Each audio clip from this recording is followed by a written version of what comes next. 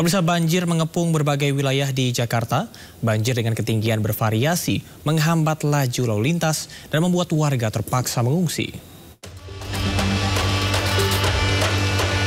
Di Jakarta Utara, banjir membuat akses jalan Boulevard Raya Kelapa Gading tidak bisa dilewati kendaraan. Sejumlah pemotor yang nekat melintasi banjir mengalami mati mesin. Dibantu warga sekitar, pemilik motor berupaya menyalakan mesin yang terlanjur basah terkena genangan air. Sejumlah mobil juga mengalami mogok. Ketinggian air yang bervariasi yakni 30 hingga 50 cm menyebabkan sejumlah mobil ini mati mesin. Akibat banjir ini, akses jalan dari arah Pulau Gadung ke Kelapa Gading dan sebaliknya tidak bisa diakses. Di Jakarta Barat, banjir setinggi 15 hingga 30 cm menggenangi Jalan Raya Grogol, tepatnya di Jalan Satria Raya. Sebagian pengendara memilih nekat menerjang genangan air. Banjir juga berdampak ke permukiman warga di Kelurahan Jelambar. Ketinggian air di permukiman warga berkisar dari 20 hingga 40 cm. Sementara itu, di Jakarta Timur, kawasan Kebonpala, Kampung Melayu terendam banjir hingga setinggi 70 cm. Banjir disebabkan meluapnya Kali Ciliwung. Menurut penuturan warga, air mulai naik sejak Selasa sore. Meski banjir merendam rumah mereka, sebagian warga enggan dievakuasi dan memilih bertahan di rumah masing-masing. Dari Jakarta, tim liputan iNews melaporkan. Pemirsa, hujan deras yang mengguyur kawasan Tangerang dan sekitarnya membuat jalan perimeter utara Bandara Internasional Soekarno-Hatta, Tangerang, Banten terendam banjir. Akibatnya banyak kendaraan bermotor mengalami mogok ketika melintas di jalan tersebut.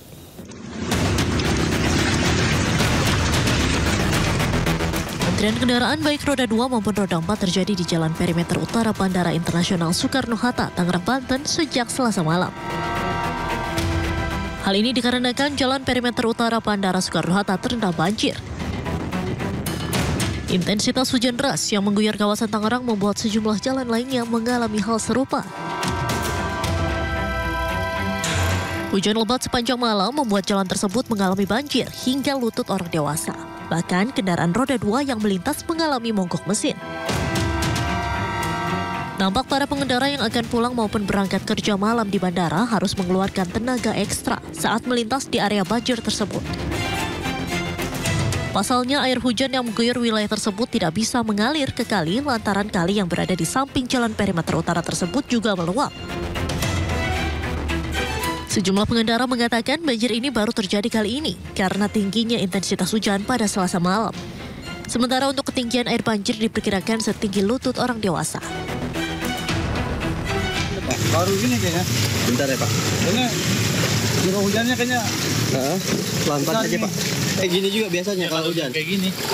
Ketinggiannya berapa senti nih Pak kira-kira? Ya, lutut. Diketahui tidak hanya akses menuju bandara maupun jalur perimeter utara, selain itu kawasan kargo juga mengalami banjir, sehingga kawasan Bandara Soekarno-Hatta terkepung oleh genangan air yang cukup tinggi. Diharapkan kepada masyarakat baik pekerja maupun pengguna jasa bandara agar mengakses informasi titik banjir berada dan datang lebih awal agar terhindar dari kemacetan serta keterlambatan saat menuju bandara. Dari Tangerang, Banten, Hasnugara, iNews melaporkan.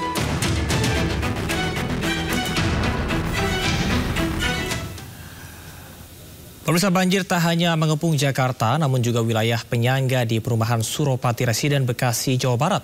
Banjir menggenang sejak Selasa malam hingga Rabu pagi di Kabupaten Tangerang, Banten.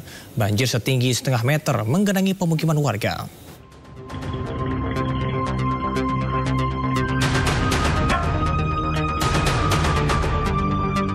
Dari rekaman kamera pengawas terlihat sejumlah titik jalan di perumahan Suropati Residen, Desa Sri Mukti, Kecamatan Tambun Utara, Kabupaten Bekasi, Jawa Barat, Rabu pagi tergenang banjir. Banjir yang terjadi sejak Selasa malam mencapai ketinggian air hingga 60 cm. Bahkan air masuk hingga ke dalam rumah warga. Meski air surut, warga khawatir banjir kembali datang lantaran drainase yang buruk dan tidak adanya resapan air atau danau. Warga berharap agar dibangun resapan air sebagai solusi mengatasi banjir.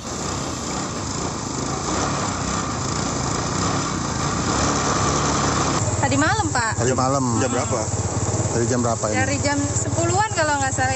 Kalau saya enggak, kalau yang tetangga pada masuk. Oh, masuk ke belakang rumah ya? Blok S semua ini ya? Iya, pada masuk semua blok E. Paling parah kalau di sini, Pak, dia kalau di ini sedengkul kalau di depan rumah saya.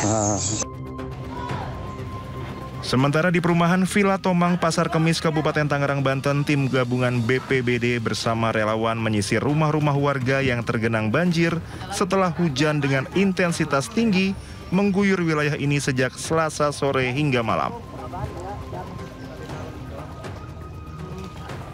Ketinggian air berkisar setengah hingga 1,5 meter. Banjir diduga akibat meluapnya Sungai Cirarap dan Situ Gelam, sehingga warga diungsikan ke musola dan rumah warga lainnya. Ya, setiap tahun pasti banjir, karena kita kan tinggal di belakang danau. Ada berapa rumah yang terendam, Pak? Yang terendam ada 35 kakak. Itu untuk ketinggian air berapa, Pak RT? Untuk saat ini 1,5. Tadi kita evakuasi pakai perahu itu 1,5 meter. 2 kecamatan di wilayah Rajek dan Pasar Kemis terendam banjir. Sementara 2 kecamatan di wilayah Rajek dan Pasar Kemis terendam banjir. Sementara korban banjir sudah dievakuasi ke balai warga yang menjadi lokasi pengungsian. Untuk wilayah kecamatan yang terdampak banjir yaitu di Kecamatan Rajek dan di Kecamatan Pasar Kemis. Di Kecamatan Rajek itu ada 3 titik, 3 perumahan yang terdampak banjir. Untuk di wilayah Pasar Kemis ada 4 titik di wilayah Kecamatan Pasar Kemis. Genangan banjir juga masih terjadi di perumahan Mekarsari, Kecamatan Rajek, Banten dengan ketinggian hampir 2 meter. Meski pada siang hari air mulai surut, ratusan warga bertahan di pengungsian karena rumah mereka masih terendam banjir. Total warga terdampak dari 5 RT itu ada kurang lebih 195. Tadi data valid 195 dari 5 RT. Warga berharap air cepat surut sehingga mereka bisa kembali beraktivitas. Dari Bekasi dan Tangerang, tim liputan iNews melaporkan. Pemirsa, hujan deras yang mengguyur Jabodetabek sejak kemarin membuat sejumlah titik di Jakarta terendam banjir. Di Kelapa Gading, Jakarta Utara, banjir setinggi setengah meter memutus akses jalan dan membuat kendaraan mengalami mogok.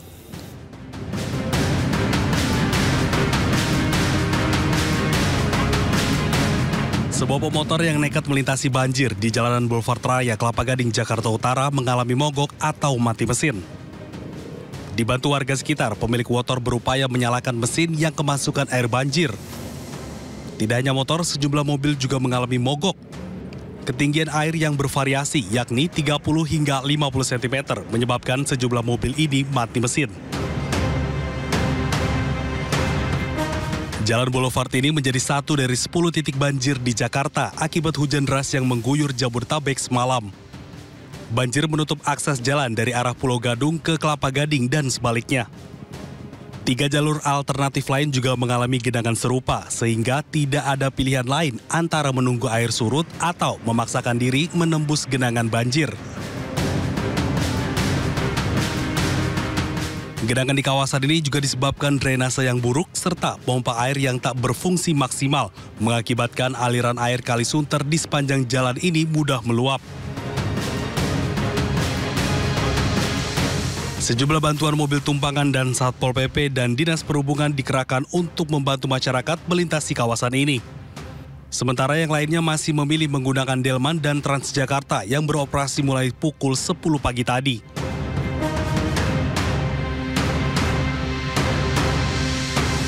Di sini juga ada pompa, tapi kelihatannya nggak fungsi. Di sana di Arta Gading juga ada, tapi nggak fungsi juga. Ya sampai bisa begini banjir. Mungkin keseluruhan banjir semua, tapi kan kalau ada jalan pompanya kan mending kayak agak cepat surut gitu kan. Warga berharap adanya normalisasi pompa air dan drainase untuk mengatasi banjir di kawasan ini yang terkenal dengan pusat pertokoan, sehingga tidak menghalangi kegiatan perekonomian warga. Dari Jakarta, Camar Haenda, Indra Purnama, iNews melaporkan. Dan untuk mengetahui situasi di kawasan Kelapa Gading malam ini, ada rekan Henry Aprila di sana. Henry, apakah banjir terpantau masih tinggi dan apakah ada pompa darurat yang disediakan? Camar, kalau untuk malam hari ini kami pantau sejak tadi sore sampai dengan malam hari ini, kalau kami dapat gambarkan situasinya ini sudah cukup membaik dibandingkan dengan tadi pagi sampai dengan siang hari. Kalau informasi yang kami terima, Camar, sementara air yang menggenangi kawasan Kelapa Gading Jakarta Utara ini mencapai 80 cm kalau untuk di pagi hari sampai dengan di siang hari. Kemudian di siang hari menuju sore hari sempat menurun hingga 50 cm. Kemudian kalau untuk di sore sampai dengan malam hari ini sudah cukup membaik, ini mencapai 20 sampai dengan 10 cm.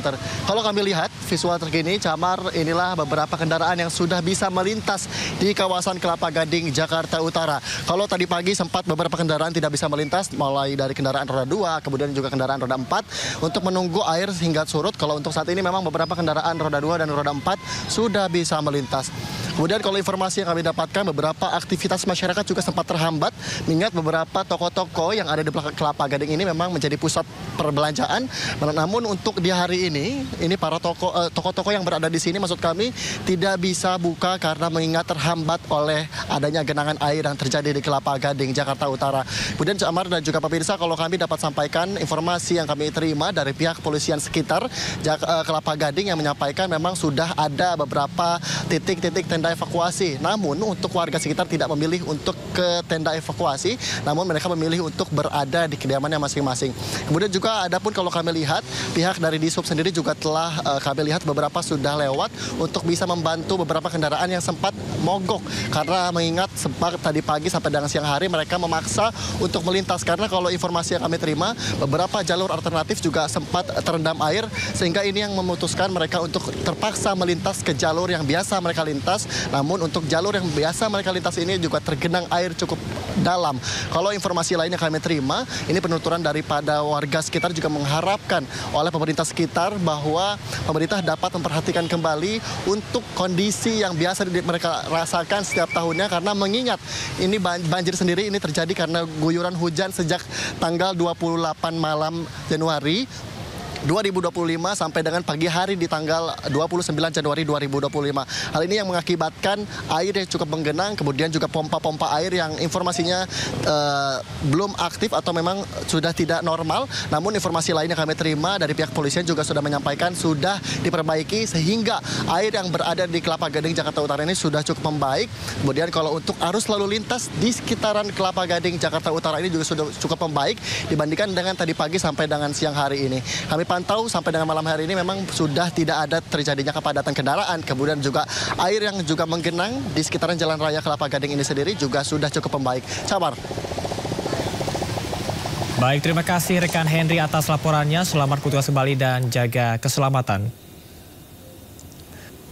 Sementara itu, pemirsa, tumpukan lumpur membuat akses jalan desa di Grobogan, Jawa Timur lumpuh pasca banjir yang menerjang PT KAI.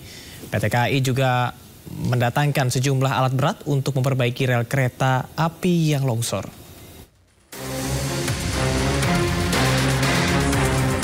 Personil gabungan TNI, Polri, dan relawan bahu-membahu membersihkan lumpur yang merendam Desa Batu Ragung, Kecamatan Gubuk, Grobogan, Jawa Tengah.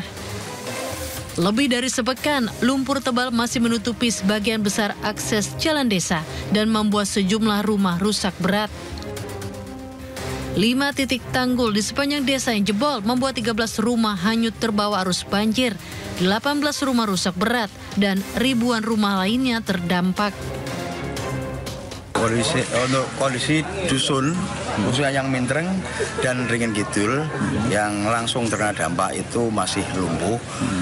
Baru alhamdulillah pada hari ini dari teman-teman bantuan semua pihak, kepolisian, TNI, dan semua organisasi yang ada itu bahu-membahu membantu membuka jalan di dusun Mintreng agar proses evakuasi atau proses penyaluran bantuan bisa berjalan dengan baik.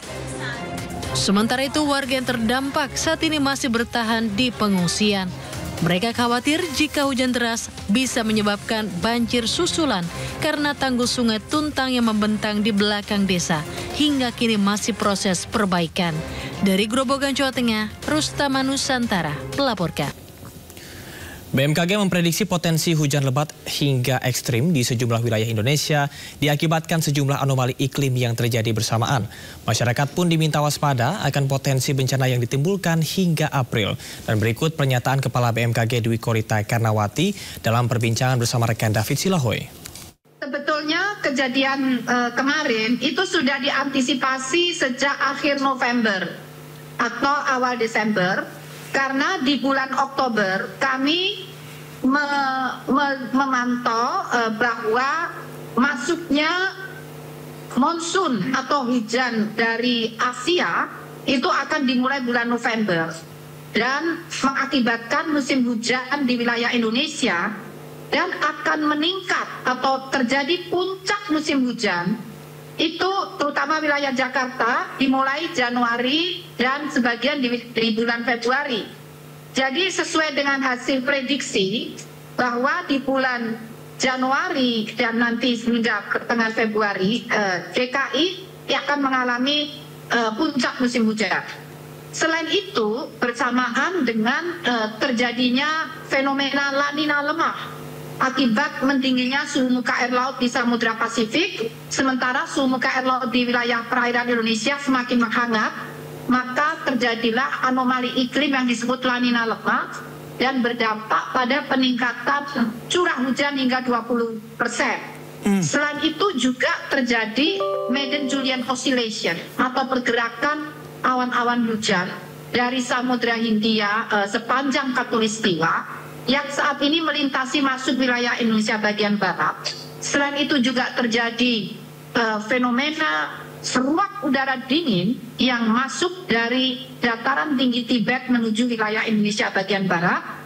Dan yang terakhir terjadi bersamaan fenomena gelombang ekuator atau gelombang atmosfer ekuator, yaitu gelombang Rossby dan Kelvin. Kesemua fenomena tersebut terjadi bersamaan dan berdampak pada saling menguatkan peningkatan curah hujan, maka terjadilah hujan yang ekstrim. Itu diantisipasi sejak bulan awal Desember. Jadi itu 20% meningkat karena semua hal itu berkolaborasi begitu ya? Betul sekali. Saling amplifikasi menguatkan. Oke, jadi kalau dilihat wilayah mana nih selain Jakarta yang akan terdampak dalam waktu bersamaan?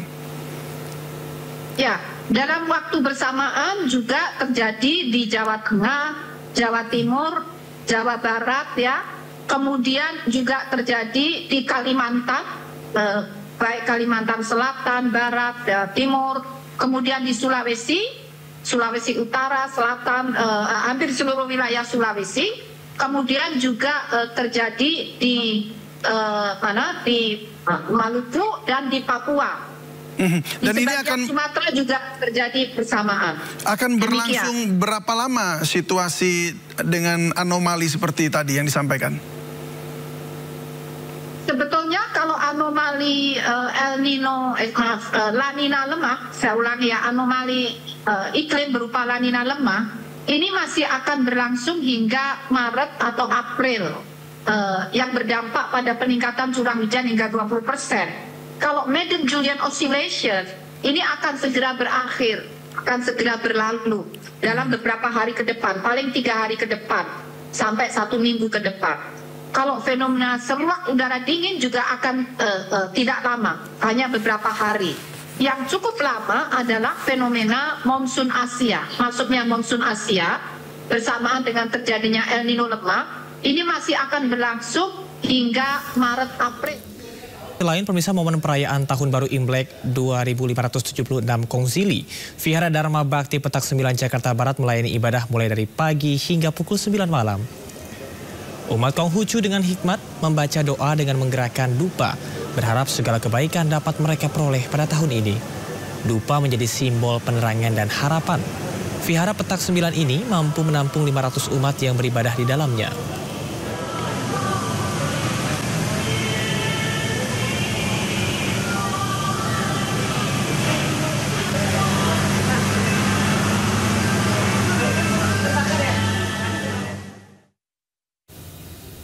Pemirsa, untuk mengetahui situasi kemeriahan perayaan Imlek, kita sudah terhubung dengan rekan Nata Arman di Petak 9 Jakarta. Nata, bagaimanakah suasana perayaan Imlek di sana? Apakah pengunjung ini masih ramai beribadah di sana? Baik, selamat malam Camar dan juga pemirsa terkait dengan situasi pada malam hari ini di hari perayaan Imlek tahun 2025. Pada malam hari ini di Vihara Dharma Bakti Petak 9 Jakarta Barat terpantau sudah mulai mengalami penurunan dari para masyarakat yang ingin beribadah. Berbeda dengan tadi pagi, siang sampai dengan sore hari yang mana ramai sekali para umat yang berdatangan untuk melakukan sesi ibadah dalam perayaan Imlek 2025. Kemudian untuk ibadah sendiri ini dilaksanakan tadi pertama kali pada pukul 6 pagi, kemudian untuk pelayanan terakhir nanti pada pukul 9 malam. Sehingga masih juga ada beberapa warga yang masih berdatangan untuk melakukan ibadah. Selain dari warga yang ingin beribadah, namun juga banyak sekali beberapa masyarakat yang sengaja datang ke sini untuk sekaligus berwisata dan juga mengabadikan momen terkait dengan momen perayaan Imlek tahun 2025. Bahkan tidak sedikit juga dari turis mancanegara yang datang untuk mengabadikan kemeriahan dari Hari Raya Imlek 2025. Karena lokasi ini juga merupakan salah satu vihara tertua di Indonesia yang didirikan pada tahun 1650. Tentunya ini menjadi daya tarik utama bagi mereka yang ingin berwisata dan juga sekaligus ingin beribadah di sini. Dan bahkan tidak hanya warga Jabodetabek, melainkan warga dari luar kota juga sengaja datang untuk beribadah di sini. Kemudian aku sampaikan juga bahwa untuk kapasitas dari penampungan dari umat yang ingin beribadah ini mencapai maksimal 500 orang, namun seiring bersilih berganti seperti itu. Dan juga untuk malam ini tentunya akan ditutup pada pukul 9 malam. Kemudian dibandingkan dengan kemarin tanggal 28 Januari 2025, Vihara Dharma Bakti ini buka 24 jam untuk melayani dari umat yang ingin melakukan proses ibadah di malam Imlek. Kemudian adapun untuk sio yang pada hari ini di Imlek tahun 2025 adalah ular kayu yang memiliki makna ular dengan karakteristik ular yang cerdas dan penuh strategi, diperkaya dengan kreativitas dan fleksibilitas dari elemen kayu. Kemudian kombinasi ular dan kayu mendorong inovasi strategis dan tahun ini bisa menjadi waktu yang baik untuk memulai proyek kreatif dan juga mengembangkan ide-ide baru, gagasan baru atau merancang strategi dalam jangka panjang. Adapun untuk sio ular ini terjadi siklusnya dalam per 60 tahun sekali. Sementara saya kembalikan pada Anda di studio, Camar. Baik, terima kasih rekan Nata Arman yang melaporkan langsung dari Vihara Dharma Bakti Petak 9 Jakarta Barat. Selamat bertugas kembali, salam sehat. Kawasan wisata Puncak Bogor, Jawa Barat mulai lengang saat libur Imlek hari ini. Lengangnya kawasan Puncak diperkirakan terjadi karena hari ini merupakan hari terakhir libur panjang pekan ini. Kontras dengan kemarin, kendaraan yang menuju kawasan wisata Puncak mengalir lancar. Begitu juga dengan arah sebaliknya ke arah Jakarta. Tidak terjadi antrean kendaraan. Selain hari libur terakhir, sepinya kawasan Puncak adalah karena cuaca yang belum menentu. Meski demikian, masih terpantau kendaraan dari arah Jakarta menuju kawasan Puncak.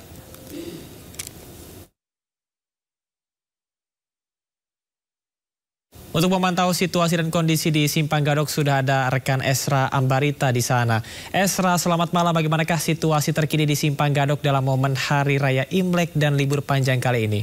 Malam Camar dan juga pemirsa, pantauan arus lalu lintas di Simpang Gadok Bogor, Jawa Barat di momen perayaan Imlek kali ini terpantau lengang dan lancar.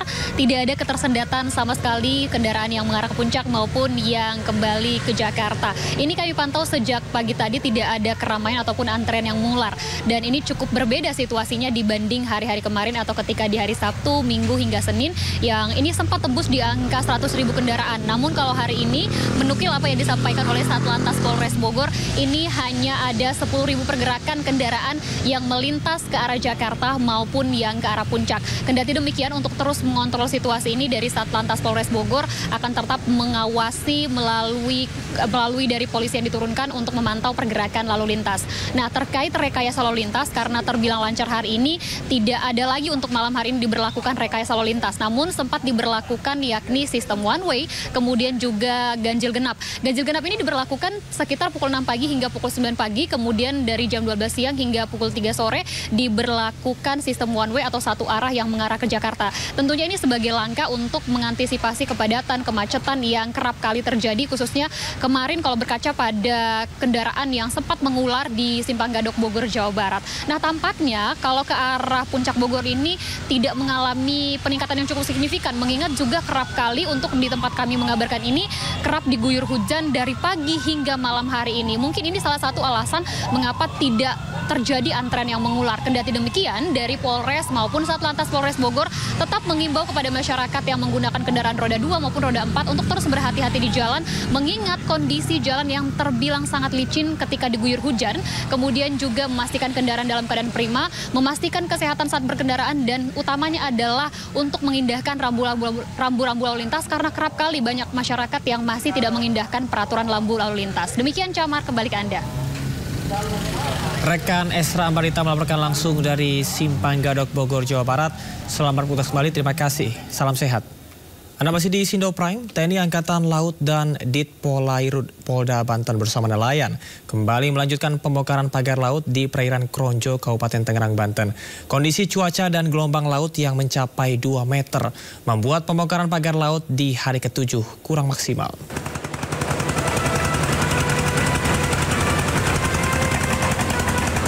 TNI Angkatan Laut dari Lanal Banten dan Ditpolairut Polda Banten bersama nelayan kembali melanjutkan pembongkaran pagar laut perairan Kronjo dan Mauk, Kabupaten Tangerang, Banten.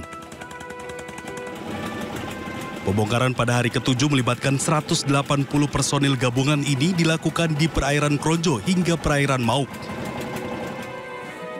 Kondisi cuaca dan gelombang laut yang mencapai 2 meter membuat pembongkaran pagar laut tidak maksimal.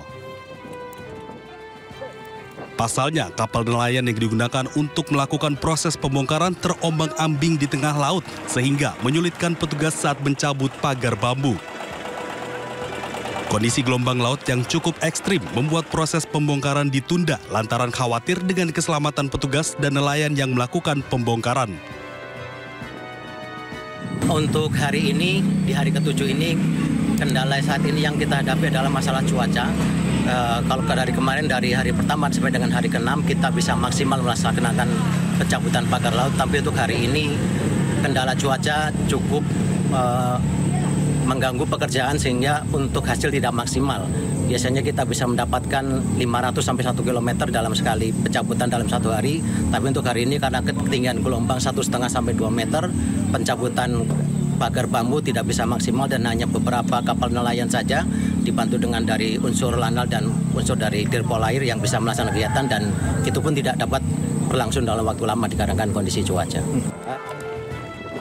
Diketahui TNI Angkatan Laut bersama nelayan hingga hari ke-6 sudah berhasil membongkar pagar laut sepanjang 18,7 km.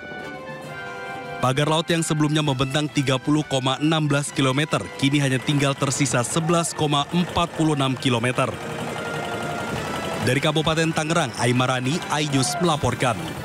Sementara itu, Menko Infrastruktur dan Pembangunan Kewilayahan Agus Harimurti Yudhoyono melalui staf khususnya Herzaki Mahendra menyebut ada dugaan penyalahgunaan wewenang dalam penerbitan sertifikat pagar laut di Tangerang. Menko AHY mendorong agar dilakukan investigasi dan hasilnya disampaikan kepada publik. Melihat perkembangannya, ada dugaan penyalahgunaan wewenang di tingkat kantah maupun kerja juru ukur terkait soal terbitnya SHM dan SHGB ini. Jadi perlu diteliti lebih lanjut mengapa pemerintah daerah juga bisa mengeluarkan PKKPR, persetujuan kesesuaian kegiatan pemanfaatan ruang, dan RT/RW, rencana tata ruang wilayah, padahal fisiknya adalah laut.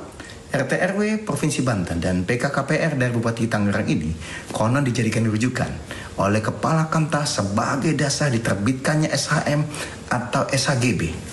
Terkait dengan dugaan penyalahgunaan wewenang itu, Menko AHY telah mendorong agar dilakukan investigasi dan hasilnya disampaikan kepada publik. Beliau sudah menerima laporan bahwa hal ini sedang dilakukan oleh Kementerian ATR BPN. Oleh karena itu, mari kita percayakan kepada Menteri ATR, Kepala BPN untuk dapat menyelesaikan masalah ini secara tuntas. Setelah itu agar disampaikan kepada publik hasilnya. Menko AHY mendukung penuh Kementerian ATR BPN dalam hal ini. Jika dugaan penyalahgunaan wewenang itu memang betul terbukti, maka hal ini harus diproses secara hukum lebih lanjut. Lebih dari 18 km pagar laut di pesisir Kabupaten Tangerang dibongkar, meski pemilik SHGB dan SHM sudah diketahui dan dibatalkan Kementerian ATR BPN, tapi hingga kini tetap tak membongkar untuk kepentingan apa pagar itu dibuat.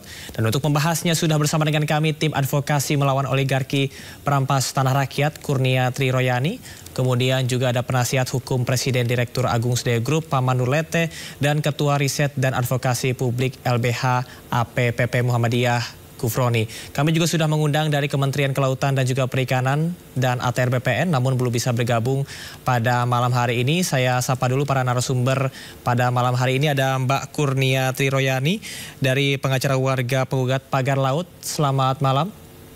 Selamat malam, Assalamualaikum warahmatullahi wabarakatuh. Waalaikumsalam. Kemudian nanti kita akan berbincang bersama Bang Paman dan juga Mas Gufroni. Saya akan ke Mbak Kurnia terlebih dahulu. Mbak Kurnia, Anda dan tim ini cukup vokal dan nyaring dalam mengkritisi pagar laut ini. Temuan apa atau apa yang Anda rasa janggal dalam kasus ini? Baik, Assalamualaikum warahmatullahi wabarakatuh. Terima kasih kami untuk memberikan banyak klarifikasi yang pasti akan sangat berguna bagi masyarakat Indonesia untuk mengetahui fakta yang senyatanya. Kami tergabung dalam advokat dan kuasa hukum bagi para penggugat MOR PTR PIK 2 atau kuasa hukum untuk melawan oligarki rakus perampas tanah rakyat Pantai Indah Kapuk 2. Ya, namanya memang agak seru ini ya, karena memang sesuai dengan kenyataannya begitu. Saudara pembawa acara, kami menggugat daripada Pantai Indah Kapuk 2, salah satunya yaitu dalam perkara nomor 754 PDT-G 2024/PN-JKT-PST.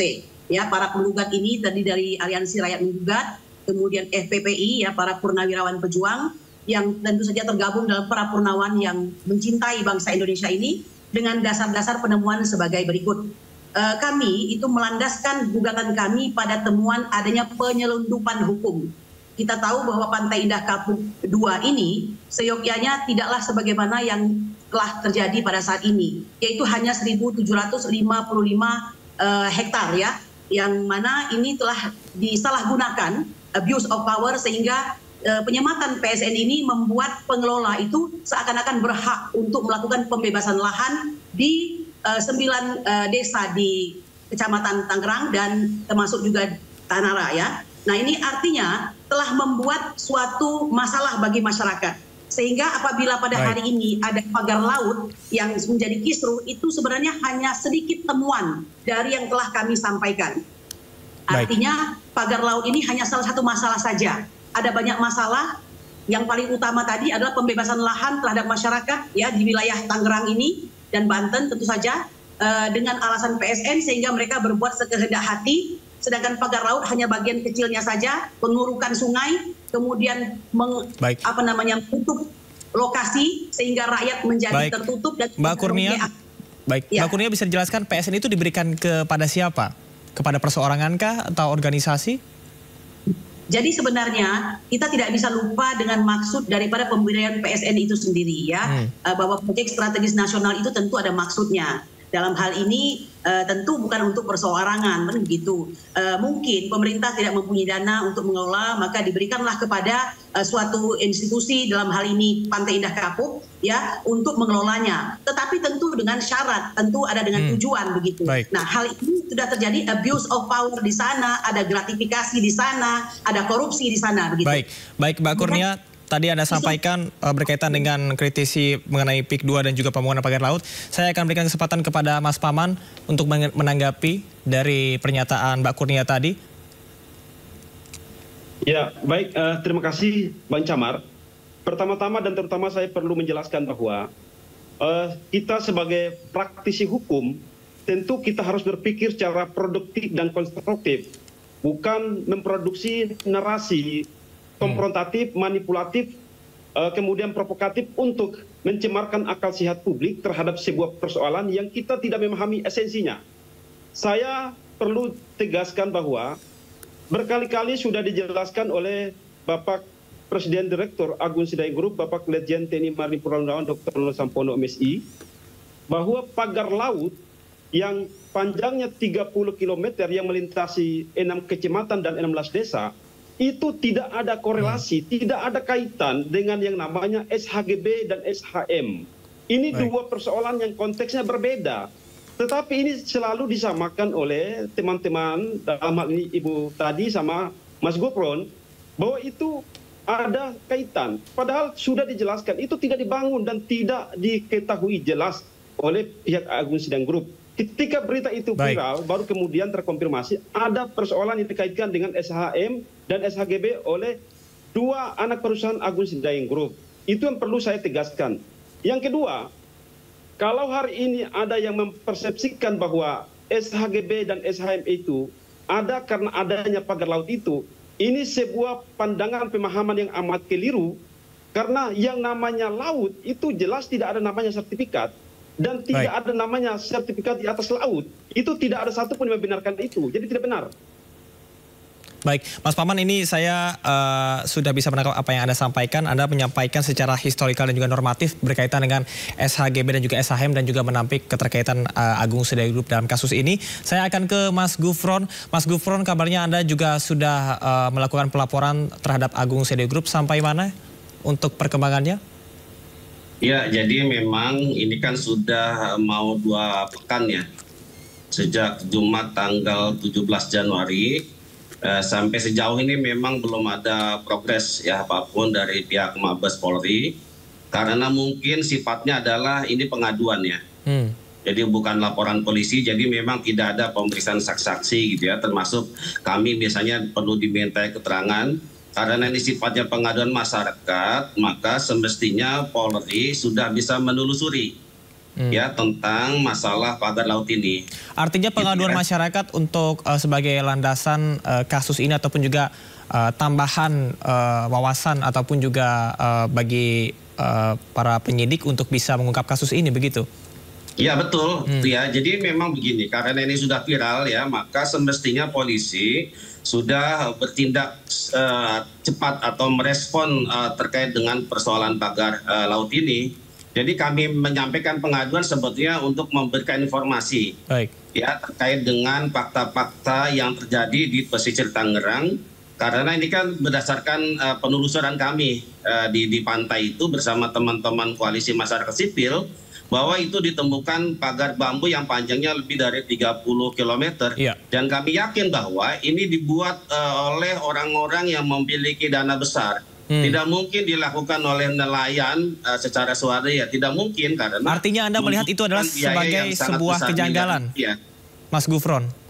Ya. Itu adalah sebuah kejanggalan yang Anda temukan dalam kasus ini. Tidak mungkin dilakukan oleh perseorangan, namun justru oleh grup besar atau seseorang yang memiliki dana besar. Ya betul, jadi berdasarkan apa yang viral di sosial media itu, ya itu kan ada pengakuan-pengakuan dari pekerja yang menyiapkan bambu-bambu itu.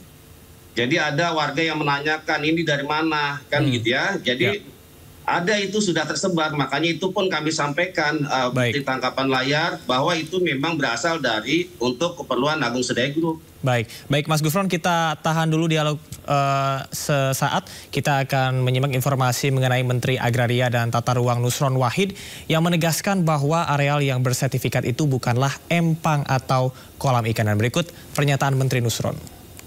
Itu toh kalau dulunya empang, kalau yang di sana tadi karena udah nggak ada fisiknya, maka itu masuk kategori tanah musnah. Nah, kalau masuk kategori tanah musnah, otomatis hak apapun di situ hilang. Hak milik juga hilang, hak guna bangunan juga hilang. Kenapa? Barangnya udah nggak ada. Baik, dari pernyataan Menteri Nusron tadi saya akan meminta Mbak Kurnia untuk memberikan tanggapan bahwa area tersebut bukanlah empang. Tanggapan Anda seperti apa? Ya, saya kira begini ya, Menteri ATR sudah bicara bahwa itu bukanlah empang. Sehingga tidak ada alasan lagi bagi pihak-pihak terkait yang sampai hari ini belum memunculkan diri untuk menyatakan itu punya siapa pagar tersebut, ya, untuk mulai berpikir ulang bahwa kita ini cukup dan sudahilah ya, hal-hal yang sifatnya itu diketahui umum, akan tapi Anda terus berusaha dan berupaya untuk membodohi rakyat. Faktanya, akses dibatasi dengan pagar itu terbukti. Itu bagian kecil daripada gugatan kami. Pagar laut itu terbukti, nelayan terhalangi. ya, dan sampai saat ini belum dicabut semua. 30,16 km baru sebagian lagi belum dilakukan. Kemudian pencabut sertifikat yang jumlahnya 263 SHGB dan 17 SHM itu baru dilakukan 50. Maka dari itu tidak berpanjang-panjang kami ingin mengatakan lanjutkan ini Pak, ya, sisanya itu segera dilakukan. Tolong tunjukkan ya suatu keberpihakan kepada rakyat. Kita ini dipertontonkan segala sesuatu yang no viral, no justice begitu ya. Baik. Jadi inilah hal-hal yang membodohi itu. Baik, Mbak Kurnia. Inilah nanti persidangan di PN Jakarta Pusat ya. Insya Allah kami diberi waktu oleh Allah Subhanahu Wa Taala untuk membuktikan. Ini bagian dari kecintaan kepada Negara Kesatuan Republik Indonesia, di wajib mencintai nelayan yang tidak lain warga daripada negara Republik Indonesia. Mbak Kurnia, artinya Anda menyebut bahwasanya adanya keberpihakan pemerintah kepada pemilik modal seperti itu ya. Saya akan mencoba ke Mas Paman pada saat sertifikat. Sebentar saya tambahkan, ini pemerintahan baru daripada Pak Prabowo. Kita berharap ada suatu tindakan yang beda ya, karena suka atau tidak suka, peristiwa pemagaran laut ini bagian dari Pantai Indah Kapuk 2 ini tidak lain dan tidak bukan terhubung dengan pemerintahan lama, yaitu pemerintahan Joko Widodo ya, di mana kita mendengarkan beliau mengatakan telusuri saja pembuatan sertifikatnya, ikuti alur atau tidak, sesuai atau tidak, padahal bukan itu persoalannya. Sesuatu yang tidak halal itu tidak bisa menjadi sesuatu yang halal, ya kan? Baik, Mbak Kurnia. Baik, kami sudah bisa menangkap apa yang Anda sampaikan. Saya akan mencoba untuk berbincang bersama dengan Mas Paman. Mas Paman, pada saat Agung Sedayo Group membeli area tersebut dalam bentuk apa sertifikatnya? Ya, Bang Camar, pertama saya mau mengklarifikasi dulu pernyataan Ibu Kurnia tadi yang keliru dalam memahami dua konteks persoalan ini. Sekali lagi, dari Agung Sedayo Group sudah menjelaskan kepada publik bahwa eksistensi daripada pagar laut itu tidak ada kaitan dengan pihak ASG. Dan tentu kita harus menghormati dan menghargai kerja-kerja yang sudah dilakukan oleh pemerintah dalam melakukan pengkajian maupun melakukan investigasi secara transparansi dan objektif sehingga mengungkapkan motif dari pagar laut ini dan siapa subjek yang menggunakan atau memasang pagar laut itu. Itu kita harus menghormati. Kalaupun ada hal yang perlu dipersoalkan karena faktor misalnya ada tindak pidana di situ, maka menurut hemat saya silakan saja, karena pengadilan adalah kerajaan dari ibu kota dari kerajaan hukum untuk semua orang mencari keadilan di sana. Nah, dalam konteks misalnya eksistensi daripada SHGB dan kemudian SHM, tentu dari pihak perusahaan itu membelinya dengan melakukan sebuah mekanisme yang sesuai dengan prosedur formal, yaitu berdasarkan dari alas hak bukti girik yang dimiliki oleh masyarakat pada tahun 1982, dan itu bukti bahwa artinya di areal itu dulunya adalah tambak atau lahan. Tetapi karena faktor alam atau terjadi abrasi, maka lahan itu oleh Menteri menyatakan bahwa itu sudah tidak ada. Maka dalam peraturan itu disebut dengan namanya tanah musnah.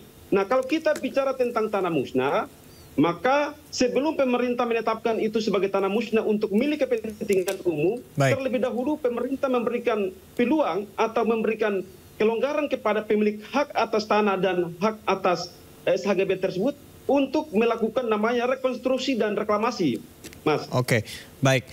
Mas Paman, artinya ini kata kuncinya adalah tanah musnah ya. Saya akan ke Mas Gufron. Mas Gufron, apakah Anda menemukan temuan baru terkait dengan hal ini atau tanggapan Anda dari apa yang disampaikan oleh Mas Paman tadi?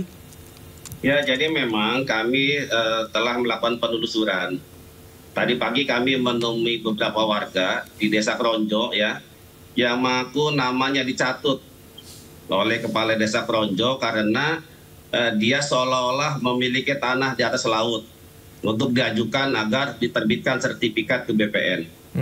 Jadi ini juga persoalan. Dan kemarin juga muncul di Kohot, ada warga yang namanya dicatut dan yang bersangkutan dianggap meninggal dunia. Baik, ada 17 warga kalau tidak salah ya, ada, misalnya nama-nama yang tidak dikenal di salah satu desa, saya sebut Desa Ketapang. Ya. Ada di situ ternyata ada nama Ibu Lurah, yang lainnya tidak dikenal. Jadi proses dari awal ini sudah bermasalah ini loh. Semuanya diatur sedemikian rupa, pemalsuan data gitu ya, data girik segala macam untuk diajukan ke BPN. Baik, Mas Gufron, adalah kejahatan luar biasa dalam memanipulasi seolah-olah ini adalah tanah dulu karena abrasi. Iya, Mas Gufron, selain dari pencatutan tidak lebih nama dari 30 meter. Baik, Mas Gufron, selain dari pencatutan nama juga ada isu bahwasanya adanya penyogokan agar masyarakat di sana bungkam. Apakah benar hal itu terjadi? Dan memang itu perlu dikonfirmasi ya, karena ini kan kasusnya ada di Desa Kohot. Kita lagi menelusuri di lapangan, melakukan investigasi, yang pasti bahwa mereka semacam dibodohi, tanda kutip, dipinjam KTP gitu ya, seolah-olah untuk urusan apa, misalnya untuk kegiatan bansos dan yang lainnya, ternyata dipakai untuk diajukan untuk mendapatkan sertifikat hak milik atas laut itu. Ini akal-akalan kepala desa semua. Makanya kami bilang bahwa kepala desa ini harus diperiksa semua karena biang pangkalnya di situ. Oke. Artinya ada keterlibatan pemerintah di sana. Ayo, mereka jangan tidak tahu menahu soal itu. Mas Jamar, saya perlu mengklarifikasi dulu pernyataan dari Mas Gufron. Baik, Mas Paman, silakan. Pertama, saya katakan bahwa kalau Mas Gufron menyatakan bahwa bukti girik yang dimiliki oleh masyarakat itu adalah bentuk manipulatif untuk hanya mendapat SHGB dan maupun SHM, itu menurut saya sebuah fitnah yang keji. Kenapa? Karena tahun 1982 itu bukti girik dalam bentuk alas hak itu sudah ada. Karena itu kemudian mereka sebagai pemilik hak itu melepaskan hak itu di akta, di bagian pejabat pembuat akta notaris, dalam hal ini notaris, lalu kemudian didaftarkan BPN. Jadi ini sudah sesuai dengan prosedur formal. Meskipun oleh pemerintah ada cacat administrasi, yaitu mungkin menurut mereka adalah cacat kewenangan, cacat yuridis, cacat substansi maupun cacat prosedur. Ya kita serahkan kepada pemerintah saja. Kita tidak perlu membangun narasi subjektif, irasional, provokatif, dan konfrontatif untuk mencemarkan akal sehat publik bahwa persoalan yang terjadi di sana adalah manipulasi. Jadi kita harus percaya kepada pemerintah dan pihak pengadilan untuk menguji semua alat bukti yang diajukan oleh Mas Gufron maupun Ibu Fitriani. Jadi kita tidak boleh menjadi hakim jalanan untuk menjustis dan memvonis sebuah persoalan yang itu belum disampaikan oleh pemerintah secara pasti dan diputuskan oleh pengadilan. Baik, adanya sisi manipulatif dan juga sentimen negatif. Baik, Mas Paman, kami sudah paham. Mas Gufron, tanggapannya ada sentimen negatif dan juga manipulatif yang dilakukan terhadap kasus ini? Tanggapan Anda? Ini kan terjadi atas fakta-fakta yang berkembang hari ini. Orang sudah mulai berani bicara ya. Orang sudah mulai mengemukakan apa yang menjadi kerisauan selama ini. Ini kan sesuatu yang harus diapresiasi ketika masyarakat juga berani untuk menyatakan gitu loh. Sesuatu memang tidak sesuai dengan kenyataan. Jadi kalau mau ya Mas Paman, kita buka-buka saja siapa sih saja pemohon-pemohon itu. Apakah betul warga situ? Atau jangan-jangan warga figuran? Atau jangan-jangan orang yang sudah meninggal? Ini perlu ditelusuri. Ya, jadi Mas Gufron, menurut hemat saya, semua upaya hukum yang sudah dilakukan, itu kita menunggu sampai putusan pengadilan berkekuatan hukum tetap. Kalau kita mendahului putusan pengadilan, kita menjustifikasi dengan narasi provokatif, subjektif. Baik, Mbak Kurnia kita tahan dulu. Mbak Kurnia kita tahan dulu. Setelah ini kita akan berikan kesempatan kepada Mbak Kurnia untuk menanggapi setelah pesan-pesan berikut ini. Pemirsa tetaplah bersama kami. Lanjutkan diskusi pada malam hari ini, masih ada Mbak Kurnia, kemudian juga ada Mas Paman dan juga Mas Gufron. Kita akan ke Mbak Kurnia terlebih dahulu. Mbak Kurnia, apakah temuan dari Walhi ini sama dengan temuan yang tim Anda juga sampaikan? Ya, seperti saya sampaikan ya. Ketika kami mengajukan gugatan dengan nomor 754 itu, berarti secara keseluruhan kami telah mengumpulkan banyak bukti. Ya, pagar laut itu hanya kecil saja dari perbuatan melawan hukum yang dilakukan oleh tergugat ya. Nah, oleh karena itu yang penting saat ini sebenarnya adalah bagaimana kelanjutan proses hukum. Kita tahu bahwa penerbitan SHGB dan SHM tersebut jelas-jelas cacat prosedural dan cacat material ya. Nah, oleh karena itu yang penting adalah penegakan hukum. Apa saja itu? Tindak pidana korupsi pasal 2 dan 3 Undang-Undang Tipikor, kemudian tindak pidana pemalsuan 263 dan 266 ya, tentang memalsukan tentang keterangan palsu dan memasukkan keterangan palsu. Dan ini perlu kami sampaikan kepada pihak ini Sindo ya, bahwa kami besok insya Allah akan melakukan pelaporan ke Kejagung tentang 17 warga di Desa Kronjo yang merasa bahwa mereka merasa bahwa nama mereka dicatut untuk pembuatan sertifikat tersebut. Jadi kita tunggu saja besok. Satu lagi Mas, kalau diperkenankan, apakah kita sudah sampai di akhir pembicaraan ini? Kami masih persilahkan kepada Mbak Kurnia. Setelah ini kami akan memberikan kesempatan kepada Mas Paman untuk menanggapi. Ya. Singkat saja Mbak Kurnia. Mas Jamar. Singkat saja Mbak Kurnia, silakan. kepada pemerintahan Bapak Prabowo Subianto, tolong lanjutkan hal-hal yang bersifat penegakan hukum. Mohon maaf kalau kami agak keras, kami berharap banyak kepada Kapolri yang sampai hari ini menurut kami tidak melakukan hal yang signifikan. Baik, Mbak Kurnia. Kalau hal yang signifikan, menurut kami, mohon maaf ya, mungkin sudah waktunya Pak Listio ini dicopot saja. Baik, tidak melakukan baik Mbak Kurnia, tahan terlebih dahulu. Kami akan berikan kesempatan kepada Mas Paman untuk menanggapi. Mas Paman, bagaimanakah Anda bisa memastikan bahwasanya tidak ada keterkaitan antara bisnis properti di kawasan PIK 2 misalnya dengan kasus ini? Ya, seperti yang sudah saya sampaikan tadi bahwa melalui penjelasan Bapak Dirjen TNI Marinir Purnawirawan Dr. Sampono Mesi selaku Presiden Direktur Agung Sedayu Group itu sudah membantah bahwa kasus pagar laut yang panjangnya 30 km sekian ini tidak ada kaitan dengan eksistensi daripada 263 SHGB dan 17 SHM. Itu kita clearkan itu dulu. Jadi jangan disamakan. Nah, yang kedua, perlu saya sampaikan bahwa Ibu Kurnia menyampaikan bahwa semua data fakta yang sudah dikantongi sudah telah diajukan ke pengadilan. Kita sebagai praktisi hukum mestinya menghormati proses pengadilan nanti. Jadi jangan kita menjadi hakim jalanan untuk menjustis dan memponis sebuah persoalan yang belum diputuskan oleh pengadilan. Apalagi ibu tadi sama sekali tidak menggunakan ada diksi indikasi atau disinyalir. Tapi langsung menjustis. Ini sangat berbahaya sebagai seorang praktisi hukum yang hanya berbicara atas dasar provokasi dan propaganda. Nah, ini sangat berbahaya. Baik. Yang kedua, perlu saya sampaikan, Mas Damar.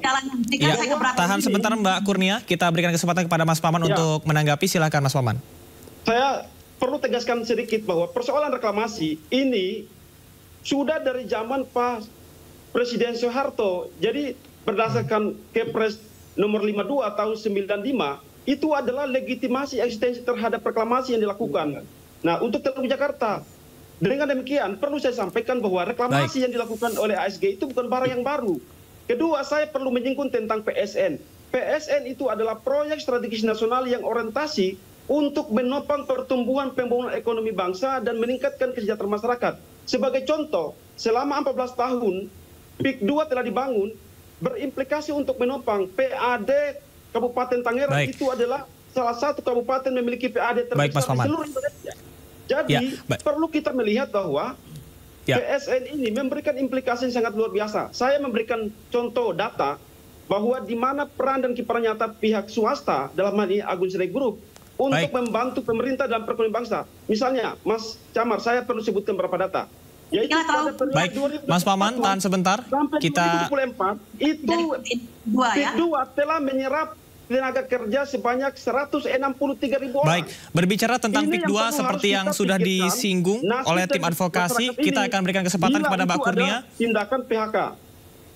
Baik, kita akan berikan kesempatan kepada Mbak Kurnia. Mbak Kurnia, karena PIK 2 ini menjadi salah satu concern dari tim advokasi melawan oligarki, silahkan tanggapan Anda.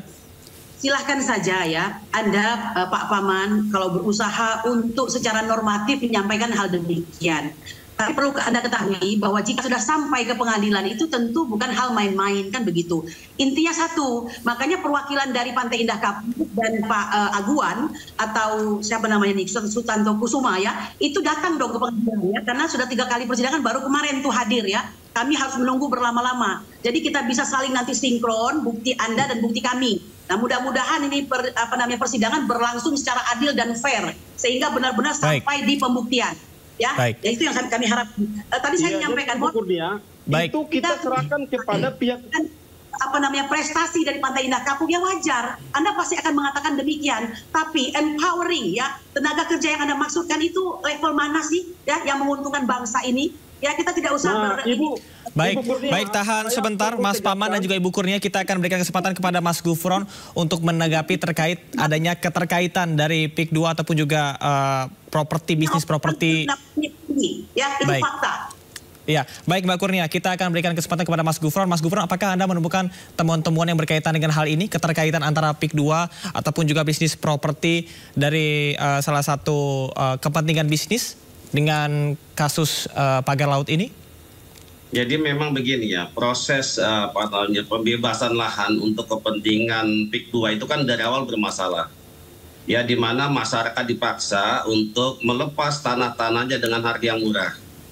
Bila tidak mau dikriminalisasi, itu fakta. Beberapa rekan kami, beberapa klien juga di penjara karena menolak harganya dilepas harga murah. Baik, Mas Gufron bisa dijelaskan secara rinci, kriminalisasi yang dialami seperti apa oleh warga? Ya kan tentu dulu kan ada pengerahan preman-preman di awal-awal sebelum ada PSN. Oke. Jadi begini, proyek ini kan bukannya setahun 2 tahun, itu kan dari tahun 2015-2016. Kami tahu prosesnya, beberapa teman kita juga harus bolak-balik ke Polda, gitu loh. Ada tanah sawah yang main patok oleh kelompok ormas, gitu ya. Ketika dicabut sama pemilik tanah, lalu dilaporkan ke polisian, ini prosesnya udah nggak benar dari awal. Jadi seolah-olah ingin menguasai lahan dengan dalih bahwa ini proyek reklamasi zaman Soeharto. Zaman Soeharto reklamasi bukan seperti ini, reklamasi untuk lingkungan, menjaga hutan lindung. Tapi yang terjadi hari ini bukan hutan lindung, tapi pengen dirubah menjadi hutan produksi. Baik. Saya datang bisa di hutan mangrove di sana, ternyata dikelola bukan oleh PIK 2 tapi oleh pemerintah provinsi. Baik, Mas Gufron. Itu jadi persoalan yang memang harus menjadi. Oke, Mas Gufron, kami akan berikan kesempatan kepada Mas Pakman tadi bahwasanya reklamasi zaman Soeharto tidak bisa disamakan dengan reklamasi yang saat ini dilakukan. Tanggapan Anda, Mas Pakman, silahkan. Iya, yang jelas bahwa semua reklamasi baik itu di rejim Pak Soeharto maupun di kepemimpinan Pak Presiden Joko Widodo, itu prosedur formal terhadap izin reklamasi itu pasti sesuai dengan aturan hukum yang berlaku. Namun berkaitan dengan misalnya fakta sosial di lapangan bahwa ada upaya diskriminasi, intimidasi oleh pihak-pihak tertentu untuk menekan masyarakat agar menyerahkan tanah agar ditransaksikan dengan murah, menurut saya ini belum bisa dapat dibuktikan karena tidak bisa dibuktikan di persidangan. Jadi ini menurut hemat saya hanya sebatas asumsi dan opini dari Mas Gufron secara sepihak. Kalaupun fakta dan data itu silakan diajukan pada saat di pengadilan.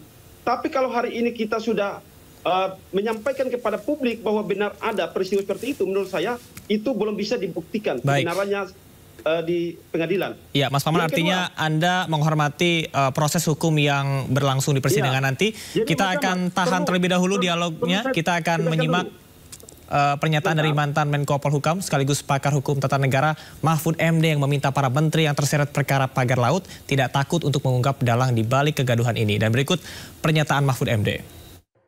Ini belum ada kejelasan proses hukum. Padahal ini pelanggaran hukum luar biasa.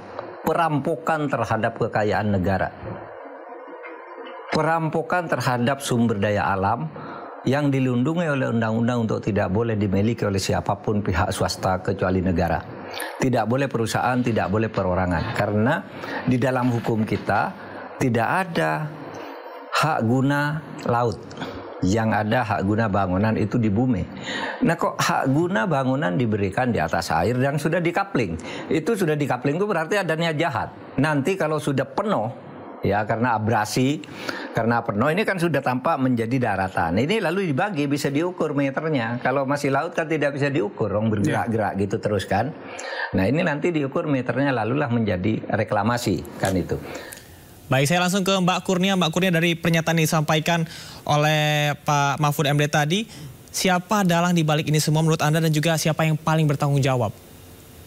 Pertama ya, saya setuju dengan pendapat Bapak Mahfud MD yang mengatakan bahwa sudah terjadi pelanggaran hukum luar biasa, ya, bahwa ada perampokan kekayaan negara.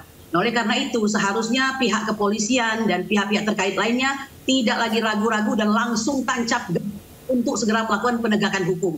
Kalau Anda bertanya siapa yang bertanggung jawab, saya kira itu pertanyaan yang tidak perlu saya jawab. Semua juga sudah tahu kalau kami dengan catatan sudah melakukan gugatan tersebut. Di mana penggugatnya itu kami beberapa orang dari ARM dan FPPI. Ya, kemudian siapa tergugatnya? Apakah perlu saya sebutkan?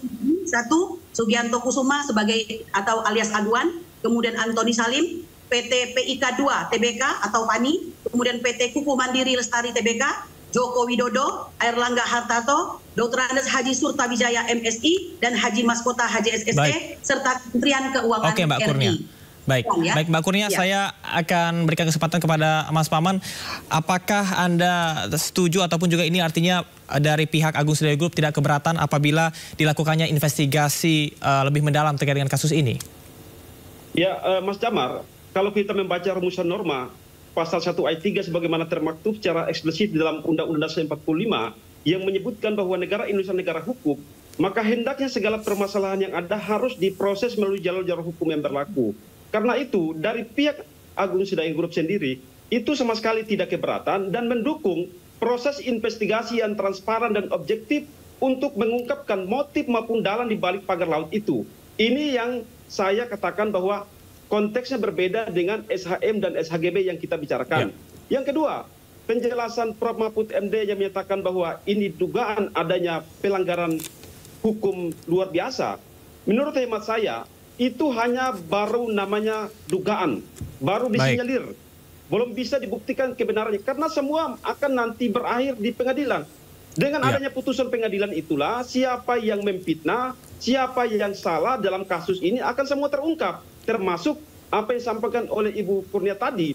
Itu fakta-fakta hukum yang akan disampaikan nanti di pengadilan akan diuji. Tetapi kalau hari ini proses pengadilan sedang berjalan, Anda langsung menjustifikasi dan memvonis persoalan ini secara perspektif Anda sendiri, menurut saya ini adalah sebuah narasi sentimen negatif, konfrontatif dan provokatif. Yang kedua, Mas Damar, perlu saya sampaikan bahwa jadi esensi daripada PSN Tropical Coastline yang berdampingan dengan PIK 2 itu adalah orientasi untuk merawat hutan yang punya pemerintah 91 hektar itu yang kena terjadi abrasi. Jadi pemerintah mempercayakan pihak swasta untuk mengelola, merawat dan melindungi. Baik, Mas Paman.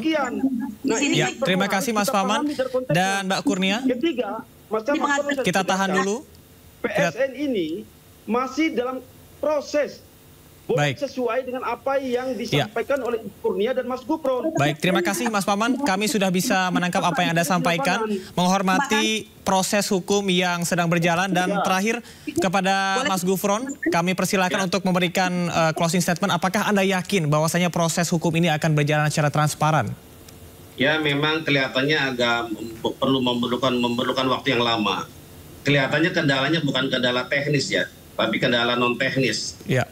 Kendala teknis itu artinya kemauan bagi aparat penegak hukum untuk mengungkap skandal ini. Itu kan persoalannya. Tinggal apakah ada kemauan nggak dari Bapak Kapolri untuk mengusut tuntas secara terang. Jangan kemudian dibiarkan menjadi suatu opini gitu ya, menjadi polemik yang tidak berujung gitu loh. Jadi harus diselesaikan melalui ranah hukum. Tadi ada yang menggugat pengadilan, ya jalani, tergugat hadir.